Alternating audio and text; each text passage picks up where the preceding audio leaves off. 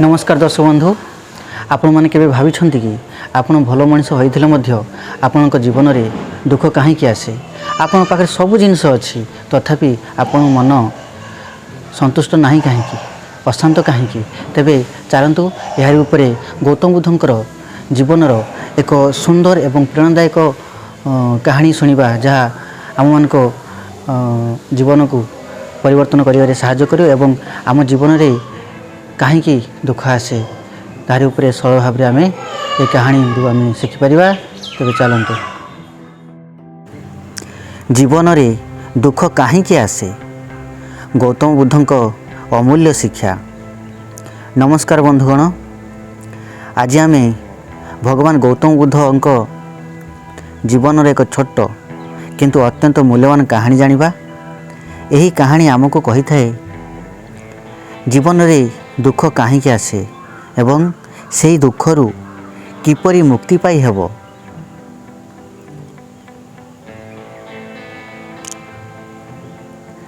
एक दिन जड़े युवक गौतम बुद्धंक पाखक आसिले। तांको मुहरे चिंता, आखिरे लुह और मनरे अशांति थिला। से बुद्धंकु प्रणाम करी कहिले, प्रभु मु भल मनीष हेबाकु चेष्टा करे, काहार अनिष्ट करे नाही, तथापि मो जीवन रे एते दुख कहीं आसुछि। मु सबुबेले मनरे अशांत रहुछि। गौतम बुद्ध हसिले। से पाखरे थिबा एक माटीर पात्र को युवक हाथ दे कहिले, याकु हाथ धर। युवक पात्र को धरिले। किछि समय परे बुद्ध कहिले, एबे याकु आउ जोरे धरी रख। युवक सेहीपरि कले। किछि मिनिट बीतीगला। तांको हाथरे वेदना आरंभ हैला। से कहिले, प्रभु मो हाथ बहुत बिंधुछि, आउ धरी रखिबा कष्टकर। बुद्ध पचारिले, पात्रटीर ओजन बढ़ीगला कि?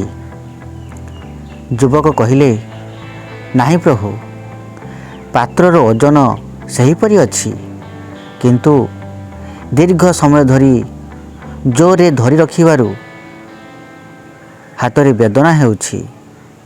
तापरे गौतम बुद्ध शांत स्वर रे कहिले, ठीक सेहीपरि आम जीवनर दुख मध्य अटे। कौनसी दुखद घटना घटिले ताहाको आमे मनरे धरी रखु, बारंबार सेही कथा को मने पकाऊ। जेते अधिक समय ताहाको मन रखु, सेते अधिक कष्ट पाऊ। युवक ध्यान दे शुणुथिले। बुद्ध पुणी कहिले, मनीष धन संपत्ति संपर्क सम्मान और इच्छा प्रति अधिक आसक्त हो जाए। सेगुड़िक न मिले किंबा हराई गले से दुखरे भांगी पड़े। तेणु अत्यधिक आसक्ति ही दुखर मूल कारण। युवक पचारे, ताहले सुखी जीवन बंचापी मु कौन करी? गौतम बुद्ध कहिले, जहाँ मिली ताहापाई कृतज्ञ हुओ। जहाँ चलीगला ताहाकु छाड़ी दियो। जहाँ आसी नहीं ताहाकु नहीं अत्यधिक चिंता करो नहीं। वर्तमान को भल पाई बंचिबा शिख, ताहले मनरे शांति आसीबो। युवक मनरू समस्त संदेह दूर हो गला। से बुद्धंको प्रणाम करी एक नुआ चिंताधारा सहित फेरीगले।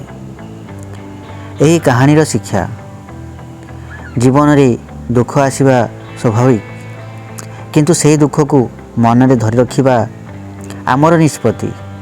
जो मनीष अत्यधिक आसक्ति लोभ और अनावश्यक आशा को छाड़ी दिए, से धीरे धीरे सत्य सुख और शांतिर पथ खोजी पाए। गौतम बुद्ध कही, मनुष्यर दुख बाहर नुहे, तार आसक्ति और मोह भितर लुचि रही। धन्यवाद। आज रही। जदि भिडियोटी भल लगी थाए ताले भिडियोटी को लाइक करदेवे एवं चैनल को सब्सक्राइब करने जमारू भूलें। धन्यवाद।